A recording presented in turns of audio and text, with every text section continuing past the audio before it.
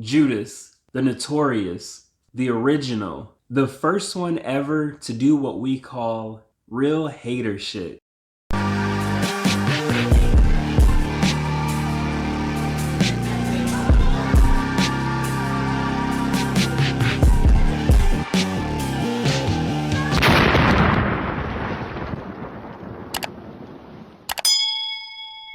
Judas and the Black Messiah. So Judas and the Black Messiah is the latest movie from Warner Brothers that's available on HBO Max. It's based on the rise and death.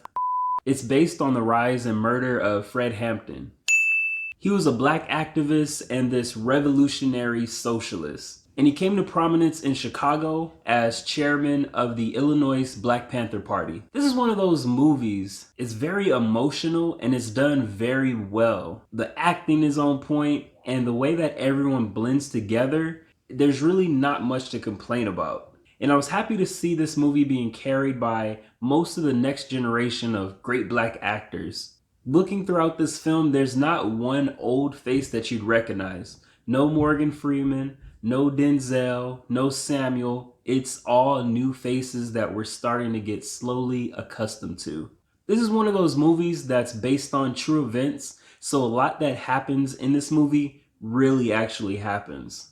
It opens with different clips of real people that were interviewed giving their opinion on the Black Panther Party at the time. And I really like when movies do that. It really blends nonfiction and fiction together very well and really adds depth and grounding to the movie overall. This movie as a whole really feels scene focused. There's really not a lot of character building. They give us a brief introduction to the characters that we need to know, and then the events start to unfold.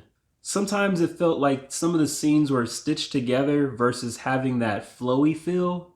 It's not really a big deal, but little things like that could have been tweaked, but the movie's really not bad at all. I definitely say one of the main reasons to this movie being so good is the performance by Lakeith Stanfield. In here, he goes toe-to-toe as one of the best actors in the movie. And I feel like at this point, he's made it to that list of actors that do their roles so well, you really don't like them in real life. And it's crazy because I really haven't hated a character this much since watching Tariq Off Power. Lakeith basically plays the modern day snitch ass version of Judas. He gets arrested by the police. They give him this deal where he has to infiltrate the Black Panther Party or go to jail. He chooses to infiltrate them and overall is the catalyst as to why everything pretty much happens. His performance really makes it hard for me to separate the actor from the art.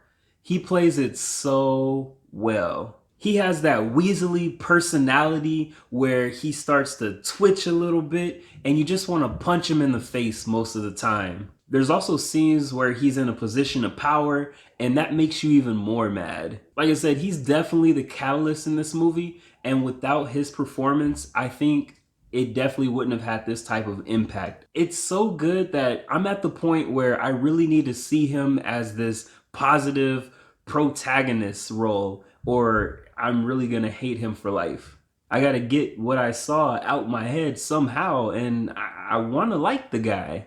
Alongside him, you have Daniel Kaluuya's character. He plays Fred Hampton, and I wanna say this is definitely his best work to date.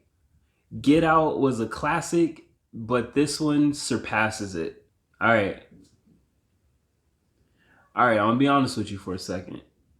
I really thought he was gonna be a one movie wonder. Boy, if you don't... I am extremely happy that I am wrong. Just like Lakeith's character, it was hard for me to take a step back and see Daniel. He plays this role so well that all I saw was Fred Hampton. Originally, he has this London accent, but I don't think you can really tell. They show some snippets of Fred Hampton in this movie and you can tell he has that accent down to a T. He really did his homework with this role. He goes very deep into character as Fred Hampton, and when he's given speeches, I'm just amazed. He shows leadership, poise, and he also has that signature death stare that we're used to seeing. There's so many layers with his character and he's able to pull it off flawlessly. Hands down, he's the best actor in every scene that he's in, And it's so emotional watching him build up to the end of the movie. I ain't gonna lie, I was a little heartbroken, but don't tell nobody. Judas and the Black Messiah is that type of movie that if they were still making DVDs, I'd definitely add it to my collection. The runtime is a little over 2 hours, and in patches you kind of notice it, but overall, it's a great performance from pretty much everybody. I was extremely happy to see Dominique Fishback back in another prominent role. She's one of my favorite characters from Netflix, and I'm happy to see her doing more stuff. You also have Jesse Plemons. He's subtle but still great. He's my mini Matt Damon, and I feel like the more roles he gets, the more recognition he'll get. And Ashton Sanders is also back, and he's good just like all his other projects. Like I said, the entire cast is pretty much flawless. Nobody is dead weight. They bring their own and really hold their weight. As of right now, this is my movie of the month for February. Even though it's not flawless, it's better than everything I've seen so far. It's definitely one of those movies that after you see it, you'll be thinking about it for a while. And if the end of the movie doesn't make you emotional, I don't know what's wrong with you. If you like movies like The Hurricane with Denzel, then I think you'll like this movie. I'd say Judas and the Black Messiah is a beautiful film of epic proportion.